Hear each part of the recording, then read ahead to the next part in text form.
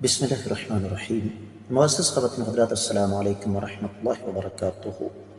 وٹا سٹا کی شادی، جسے ہماری عام زبان میں وٹا سٹا کی شادی کہتے ہیں، اس کی شرعی حیثیت کیا ہے؟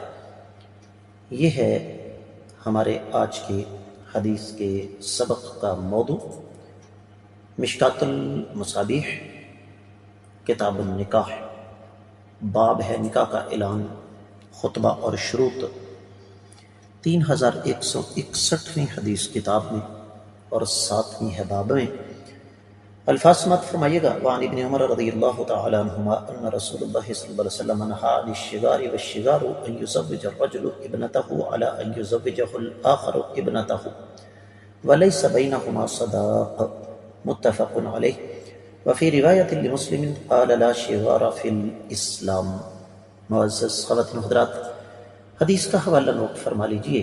ویسے تو یہ حدیث بہت ساری کتابوں میں ہے، ان کا بھی تذکرہ میں کروں گا، لیکن صحیح بخاری کتاب النکاح 29واں باب، نکاح شغار یعنی وٹا سٹا کا باب، 5112ویں اور 6960ویں حدیث صحیح بخاری میں، 3468، 3465، 3467ویں حدیث صحیح مسلم میں، 1124ویں سنن ترمذی میں، 2074ویں سنن ابی داؤد میں، 1883ویں سنن ابن ماجہ میں، 355ویں موطا امام مالک میں، اور 2 مقامات پر امام نسائی اسے اپنی سنن صغرا میں لے کر آئے ہیں، 3336 اور 39۔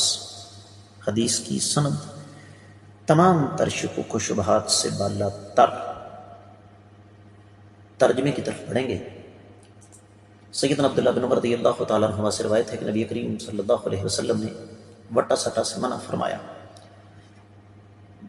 اور وٹا سٹا کیا ہے کہ کوئی شخص اپنی بیٹی کا نکاح اس شرط پر کسی کے ساتھ کرے کہ وہ شخص اس کو اپنی بیٹی کا رشتہ دے گا اور دونوں نکاح میں حق مہر نہ ہو۔ صحیح مسلم کے الفاظ یہ ہیں کہ اسلام میں بٹا سٹا نہیں ہے۔ معزز خواتین حضرات، یہاں پر ایک خاص چیز میں آپ کو بتانا چاہوں، اور وہ یہ کہ اسلام نے اس سے منع کیوں کیا۔ یہ بات آپ کو سمجھانے کے لیے کوئی لمبی چوڑی راکٹ سائنس کی ضرورت نہیں ہے۔ میں بھی جانتا ہوں اور آپ بھی جانتے ہیں کہ ہمارے معاشرے میں جہاں جہاں یہ نکاح موجود ہیں، بالکل ایسی ہی صورتحال ہے جیسے دونوں خاندان بم کے اوپر بیٹھے ہوں اور بم کے فیتے کو آگ لگ چکی ہو۔ میاں بیوی کے درمیان 100 معاملات میں اختلاف ہوتا ہے، اور بسا اوقات وہ اختلاف اس حد تک شدت اختیار کر جاتا ہے کہ طلاق تک معاملہ پہنچ جاتا ہے۔ بٹا سٹا کے نکاح میں سب سے بڑا نقصان یہ ہے کہ ایک نہیں 2 گھر تباہ ہوتے ہیں، کیونکہ ہم لوگ جاہل ہیں۔ ہم کبھی بھی یہ نہیں سوچتے کہ اگر ایک میاں بیوی کی آپس میں نہیں بنی تو یہ گھر آباد ہے، ان کو تو کچھ نہ کہا جائے۔ وہ کہتے ہیں جی جب ہماری بیٹی گھر آ کر بیٹھ گئی ہے تو ان کی بیٹی کیوں سہاگن رہے، کیوں اس کا گھر آباد رہے۔ یہی وجہ ہے کہ بعض اہل علم کا یہ کہنا ہے کہ اگر یہ شرط نہ بھی ہو تو تب بھی جہاں بیٹی دی جائے وہاں سے رشتہ لیا نہ جائے، اور جہاں سے رشتہ لیا جائے وہاں رشتہ دیا نہ جائے۔ آپ لوگوں کو یہ بات سمجھ آ جانی چاہیے کہ کیوں۔ تو اس لیے جہاں تک ہو سکے اس قسم کے نکاح سے گریز کرنا چاہیے۔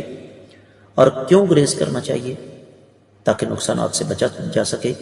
اس پر مزید بات کرنے کی ضرورت نہیں، آپ لوگ دماغ پر بوجھ ڈالیں تو انشاءاللہ آپ کو آسانی کے ساتھ سمجھ آ جائے گی۔ اس کے ساتھ ہی حدیث مبارکہ کا سبق بھی اختتام پذیر ہوتا ہے۔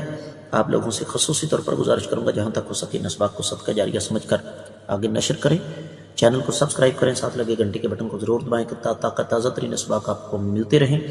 آج کے سبق سے اجازت دیجیے۔ السلام علیکم ورحمۃ اللہ وبرکاتہ۔